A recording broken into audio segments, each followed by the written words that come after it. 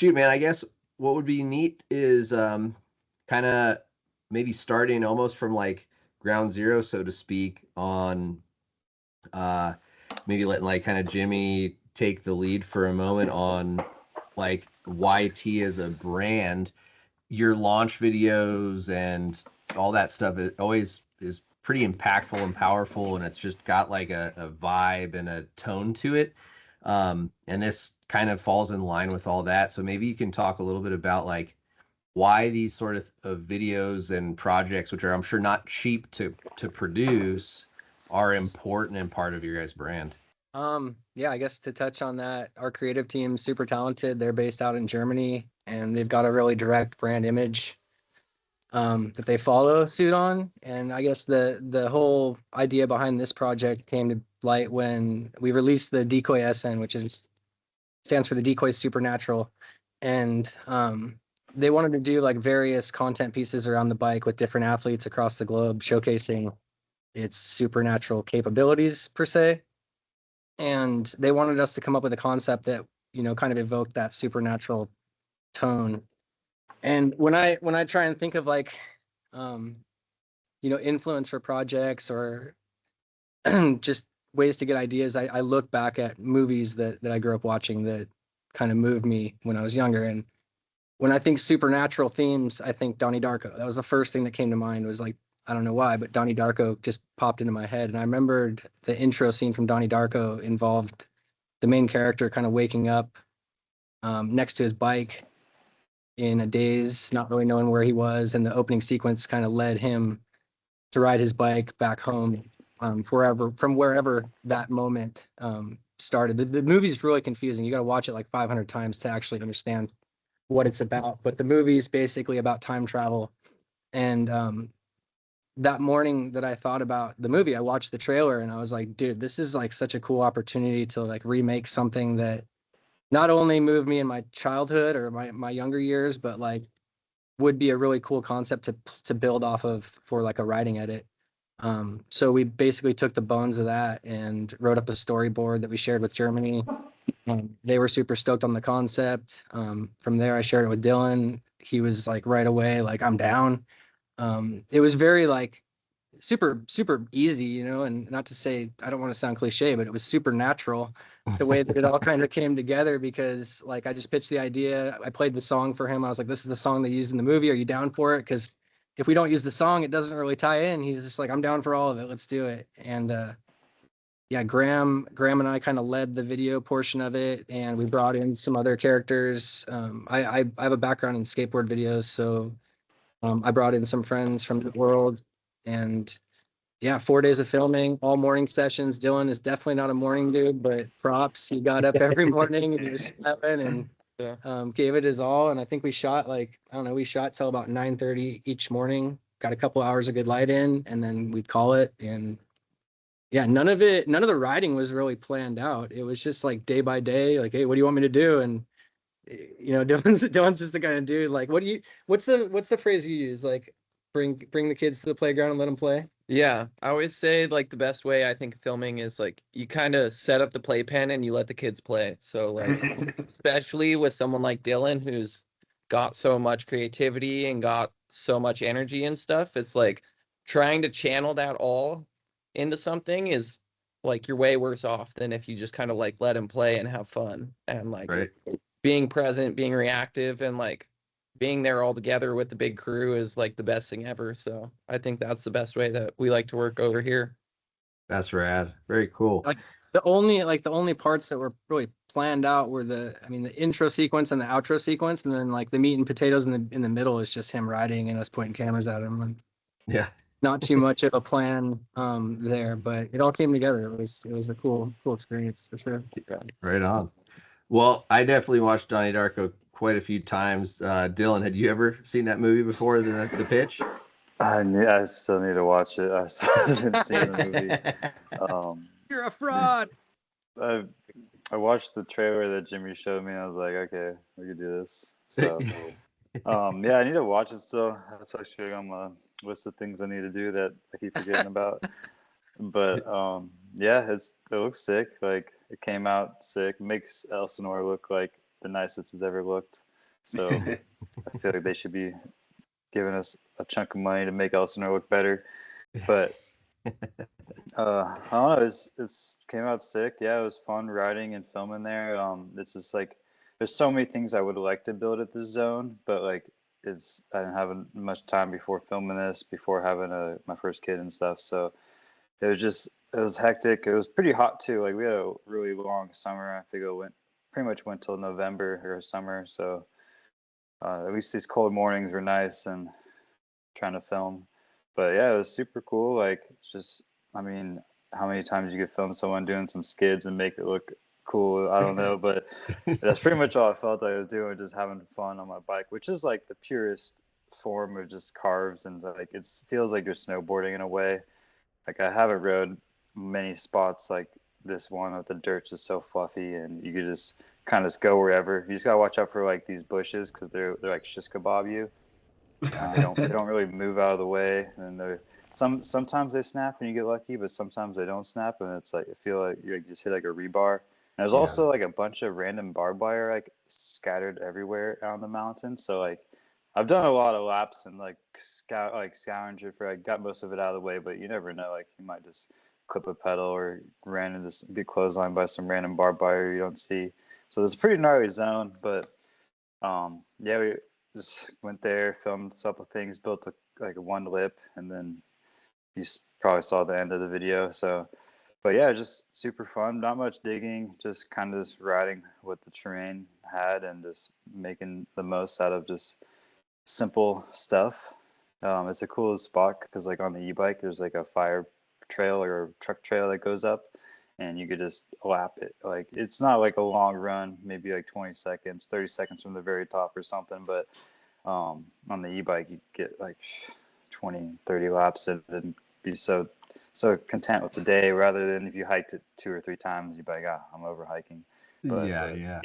It was just cool to go to the zone and just do laps and just have people get sick clips. So like instead of having like to take a stop in like a mid session, have the homie like hike down there with the phone and be like, all right, try to make this look sick, but you got the real cameras out there and you're like, all right, I could just go for a couple of laps and then let those dudes do what they got to do, and I'll just have fun down the hill, and they make it look cool. Do you ride it differently on the e-bike than you do on like your DH or anything? Yeah, I went there once on my DH. I think we did like 5 laps before it got dark, and I was so smoked after each lap hiking up. But like it was sick on the downhill bike because like it just like nothing beats riding a downhill bike. But the e-bike, I'm like, dude, I could just pick different lines, and it's a little heavier, so it crunches like the dirt nicer and gets like, I don't know, you feel like more planted.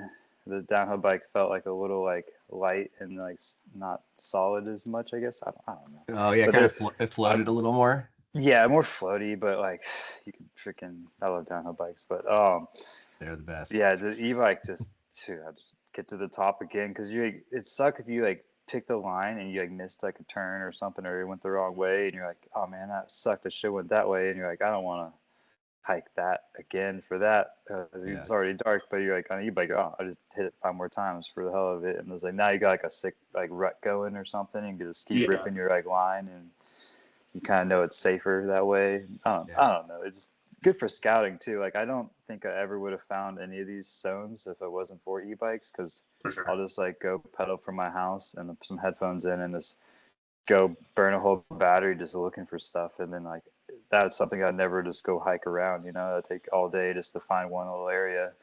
But the e-bike, I know every hill around here and can't beat it. Like it's really the best thing ever. I don't know, like it's hard to beat that for exploring. Yeah, especially because like I don't know, not everybody could ride every day, so you don't have a squad all the time. So like headphones are your best friends, and then you just freaking rip out, and every day's an adventure. You're like, I'm gonna go climb this hill, like which you normally like, I don't see a point to climb that hill, but then you climb the hill and you're like, whoa, there's a whole new world over here that you wouldn't ever expect, or like just being in nature climbing, and or just even the city, like going to LA. Like I've BMX'd LA my whole life, and I thought I knew like every spot, but it's like I found all these new spots on top of hills that I would never like go push my BMX up, and they were just like some steep neighborhood that I'm like, hey, I'll just do a wheelie up this hill for right now in 2 minutes and be at the top, rather than like 20 minutes of just trying to get to the top to look at nothing, and then you get a bomb down. So it's like cities for e-bikes is like it's one of the sickest things ever too, for sure. Hell But yeah. yeah, I mean, e-bikes, if you guys probably know, they're the best. They're awesome, man. They're that and DH bikes, man. They're two awesome machines. But Only if they made an e-bike DH bike. With a sidecar, No. the bike with a sidecar too, as you can jump onto. yeah. Just, With like Tesla self-driving power that would like take itself back to the bottom. That'd be pretty sick. yeah, drone, hover Yeah. drone lift. Well, speaking of e-bike stuff, you do a bar spin in this video, and I would imagine like that was a bit of a tricky undertaking to figure out how you could get all the electronics and hose and wires to work with a bar spin. What'd you guys do there? With the new SN, it's like pretty simple. They only have like one switch that really needs to be this connected, but we like rerouted it under the frame where like you put your like a thing for the tools or whatever, like not the bottle cage, but there's like a multi-purpose tool area, Right. and we just mounted it there so I just like suicide shift basically, like to switch gears or modes. A ring controller, it's called. Ring control. Oh yeah, you just put it under the top tube there. Yeah. And then we had to get a wireless. We had to get a wireless seat post. That way, it wouldn't like the additional cables wouldn't get in the way. Had to route the front cable through the steer. Had to wrap the rear cable. So it's typical like bar spinnable e-bike. But the one difference that the SN has that the standard decoy doesn't is it doesn't have the knock block. So it allows the water fully spin. Right on. Very cool. Yeah. Not having Pretty quick sick. access to the controller is not a big deal because do you even ride and not boost? But Just you leave it. do like for the ring controller, you do like you hold it like up for 3 seconds and you get a super boost for 10 seconds. Yeah, so I'm that always is nice. suicide, super boosting, holding down, trying to climb up Just the like hill reaching for a down. second. Yeah, it gets squirrely sometimes because you're like, oh, I forgot to do that section. Do that before the section, and like mid climb, you're one-handed reaching down. But yeah, it's sick though. Like I'd rather be doing that than and have the ability to do bar spins because it opens up like a whole new world. Yeah. That's awesome. And so that was, I mean, I know Cole came out and saw you ripping and doing some big jumps on a full power decoy. And so I guess this was like your first time getting on an SN for this shoot, right?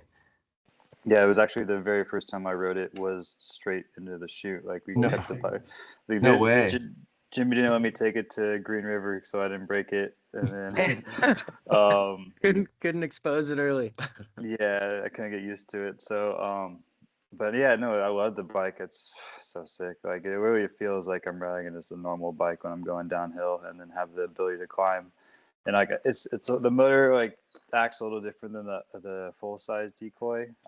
It's like more the harder you press, like it gets going quick. Like you'd be surprised, but it's like not as like torquey right off the bat. But you since you're not climbing as fast, it climbs better. Like trying to keep up with a full powered decoy, it's like you're riding in trail mode and everybody else is in boost mode. But like when you're by yourself, like I climb stuff that I can't make it up on the decoy because it's got too much power that I'm looping out. And on this bike I could just like rock crawl up some stuff and I'm like, whoa, like I'm not be able to climb that with the decoy. Like but this thing like climbs way better. Like the homies, like whenever I go climb up, it's like the tortoise versus the hare, like story. Like they just take off, but like on the turtle it almost like more dial going up everything, and I just passed them on the way up. So like I don't know, you kind of catch back up if it's like steep technical climbs for sure. And then riding downhill, like it's unbeatable. Like it's the most sick bike. Like I rode both of them so much that now I'm like, oh man, it's hard not to choose the SN because like the decoy has like that little heavier weight which like plows through some stuff, but on like technical steeps and like really loose stuff where you gotta be like really just like trying to control your speed. Like you want to ride the SN because you're able to like hold your speed back more, and you're not letting the weight just pull you through like sections. And yeah, I got my jumps. Oh my god, it's like the sickest. I hate hiking my hill because it's like a 30-second hike, but like man, you do that 100 times a day, you're smoked. But on the e-bike, oh man, on endless laps, I hit like all the lines and just keep going back for more. Because like normally I'd be like, oh, I just want to ride one line, do a couple of things, but now I'm just like, oh, I'll just freaking go all day just lapping. It's so sick. And the battery, like, it's a smaller battery, but I feel like it lasts about the same like as a full size decoy because you're not like working as hard, or I don't know. And it goes like, I feel like it goes pretty fast, like just as fast or if not faster on the flat ground. Like I just keep up with the homies, no problem on the streets. So Yeah, it's awesome, sick. man. So in the video, there was a cameo from someone that what was it like? It sounds like along with his little cameo appearance, you guys got to ride a bit together. What was that like? Oh man, hanging out with that. I mean, can I say his name? Yeah. Oh yeah, hanging out with Brett Tippy's the best, man. Like he's so sick. It was cool bringing him to my local area and letting him come ride. He's definitely an OG free rider, and he was stoked on the spot. And then he got to do a bunch of laps, got to show some lines, so that was pretty sick. We even brought Bender out one day. He wasn't in this video, but like it's so cool having two of the OG free riders, like movement like riders, come out to the local zone and come ride and show them a little piece of home. But yeah, like Brett Tippy's the man, dude. Oh man. And then we got to get like the shot, we had to like ask one of my neighbors if we could use their mailbox. So really? Coming out there with some dude with a wig and dress on and just going through people's mailboxes. Yeah, wouldn't that be funny? Like you're like doing all this riding and getting all this stuff done, and then you end up getting like not arrested for that, but get arrested for like mail fraud or some dumb thing like that. Yeah, pops up on the neighborhood app like, who's going through mail? Yeah. There's some crazy lady going through mailboxes outside, but she just keeps going for the same one. Some dude's wheeling by. It's chaos. Tippy wasn't even like supposed to be in there. Like he just ended up in there. Like we wanted to have Grandma Death. Like we wanted to have a Grandma Death cameo at some point. If for those of you that aren't familiar, Grandma Death is a character in Donnie Darko, and she's supposed to be a character that's on the same page as him as far as everything that's happening and going on. So like Tippy just happened to be coming through for a documentary tour. He had that life story documentary that YT dropped called Live Uncaged. And so we did a premiere here at the San Clemente Mill, and it was just like happened to be during the time we were filming. And like, I think it was the last day that we had to do the whole like opener or the whole outro section. So I literally ran to Ross the night before and got him a wig, a dress, like a weird little sweater, and was just like, yo, do you want to have a cameo in this thing, with zero context to it? I didn't tell him what I was like, you're going to be dressed up as this old lady, but like, that's about it. And he's like, okay, that sounds great. And he killed it, dude. Like he came out. Yeah, he came out and did it. Like, I think that last day we got the wall ride, right, Dylan? Yeah, I think so. Like the ending trick and then rolling away into the cutscenes to the neighborhood stuff. So if you watch like the video, like we pretty much filmed it in order. The very first day was like the earliest morning. It was at sunrise. That's when like we filmed the whole wake up scene. It was me, Graham, and then Lanny Rhodes. He's Creature Skateboards filmer, was with us that day on B-roll, and then Chris Wellhausen shot photos throughout the whole time. But that first day, I remember that was your first time riding the bike, really. Yeah, it was like fresh, big, like everything, nothing that was like set to how I'd ride, like the bars and everything. So it was like tuning it each run to like get it to feel right, and then I'm just trying to. We pretty much just charged the bike and handed it to him and said, "Here, go." Yeah. Did you guys at least bed the brakes in for him? Nope. No, dude. Nothing. That's all. But they didn't want to get the tires dirty, so we. The big cross shoot, keep like it clean. the first big one, right?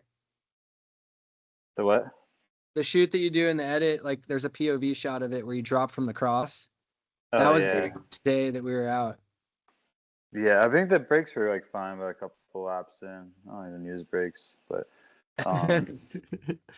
that's rad. Heck yeah, man. Well, that was a fun edit, and appreciate you guys taking the time and kind of sharing about everything from like the creative process and into like the customization of the bike and the build and making it happen. So yeah, anything else you guys want to share to viewers, people watching it, either Dylan or Jimmy, anybody, about like what it's like going into making one of these projects and the nerves and excitement of rolling it out to the public for everyone to see.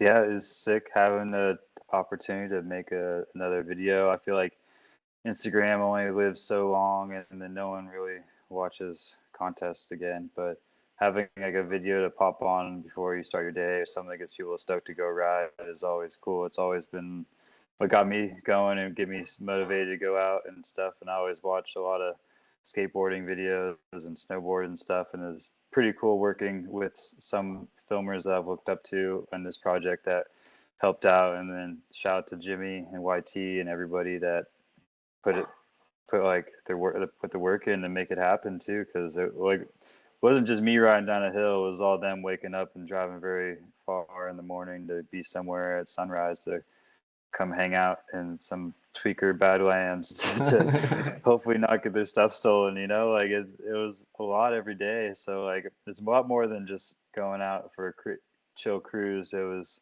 actually like kind of like the mindset of like we gotta go film some sick bangers in the sunlight when it comes up over the mountain. So, but just it's a good time, and I'm hyped they captured it super well, edited super nice. The song's sick, the music's sick. Hopefully it inspires somebody to go out and go freaking do some skids down a mountain and explore some more. You never know what's really out there, and pick up a YT decoy SN and then be out there shredding. They'll be able to do exactly what you do, right? Oh, for sure. Just mount the thingy under the frame, and then you can do bar spins. That's all you gotta do. Right on. No, Jimmy, super stoked to do this project with you, Dylan, and Graham as well. Like we had a really good crew, and I think the recipe for a good video project is to make it fun the whole time, and to like go into it with a mindset of like, is this gonna make the person that watches it want to ride their bike? And I hope that everyone out there watches it and, like Dylan said, gets an itch to go explore and get out there and check out some new stuff and go make a video with your friends. Like this was literally just like a cool reunion for myself, like personally, with a lot of old friends, like bringing them into the mix. Dylan mentioned like working with some people that he looked up to, and I don't even know if you knew him by name or looked up to him before, but Chris Ray was one of the guys that helped us out. He was only there on the day that Dylan did the backflip. He rented us the Freefly Ember camera for a lot of the aerial shots, and he put us in touch with the drone operator. So he was kind of like a good help behind the scenes, but he showed up on the last day just out of passion. He's just like, hey, I just want to come film a second angle. Like he wasn't part of the crew officially or anything, but he showed up with his Ember and he filmed the backflip that's in the edit. There's a slow-mo. I think he shot it at like 800 frames per second, but it's a side angle of the backflip. And I remember Dylan talking with him, like they were just kind of shooting the shit between tricks, and Dylan brought up Nigel's Fade to Black part, and like that's the part that Chris and I worked together on when we worked at DC Shoes. And little did I don't even know if you knew that he was the man behind the video before that conversation. Not fully, but I knew the name, and then like when he was telling me all about it, I was like, damn, that's sick. 'Cause that was like literally one of my favorite skate videos. That always gets me pumped to go street ride, So it was cool, like meeting someone that's made something that I've literally watched hundreds of times just to go get pumped to go send it. So like it's sick. He was really just there because he just wanted to be too. Like he didn't have to be. He's got a million other things going on. That dude runs Motion Clubhouse, and they're like a production agency that does Huberman Lab podcasts and Rick Rubin's podcast. So he's got like a ton of shit going on, and like for him to just come out and film is pretty cool. That's rad. Hell yeah. Graham, was there a shot that really stood out to you that you were like just either proud of or stoked, or was really challenging, something that like stood out that was like a highlight from the project? I mean, it's hard because like the whole thing's a highlight. Being out there in the zone with all the homies and like getting to work with, like Jimmy always says, the team is a dream, and like this was a dream team for sure. So I mean, just being out there was great. But as far as shots go, in terms of things that stood out, like that first filming day, I was kind of having a rough day and kind of going through some stuff, but I kind of just sat at the bottom of that cross shoot and like was like, okay, this is the one, I got this, and kind of was like, okay, I'm gonna lock in on this one, and probably did the best focus pull of my life, top to bottom, with always a good feeling, and to just nail a shot and to have everything go well, and then to like high five all the homies at the bottom, like There's truly nothing Yeah. better than going out and making stuff with your friends. Like, it's such a powerful thing for people, and I hope that kind of comes through in this video and makes That's you want right. to cry, like Jimmy said. I think that's my favorite shot in the whole part too, like where it transitions to the black and white Yeah, shot. it's so fun, dude. I'm Yeah, gonna have to Graham go killed rewatch it. it again right now. Remember, because I kind of think I know the shot you're talking about, but I just want to watch it again. Just seeing the earth rippling below the tires is just so rad. Yeah, Yeah. it comes all the way to like the finest little detail of the dirt pushing through the sticks, like as Dylan Yeah. goes, and I was just like, yes. Yes. That's awesome. Heck yeah. Right on, guys. Well, thank you very much again for the time, and congrats on the new bike launch and video launch. And yeah, man, hopefully people enjoyed watching and learned a little bit about the behind the scenes creativity and work that goes into making one of these videos. Yeah, we'll hope to get some more coming soon. Get the team back together and maybe hit some exotic streets or something. I don't know. Who knows what's next? The world's a playground. So yeah. So Right thanks, on. Jimmy. Thanks, Graham. And thanks, YT. And then thank you guys for taking the time to have interest in it. Absolutely, Yeah, man. for sure. Thanks to Loam Wolf. Yeah, thank you guys. Thank you, so much. Loam Wolf. Taylor. Thank you guys. All right. Later, Catch you later, dudes. Hooray. guys. Yeah. Cheers.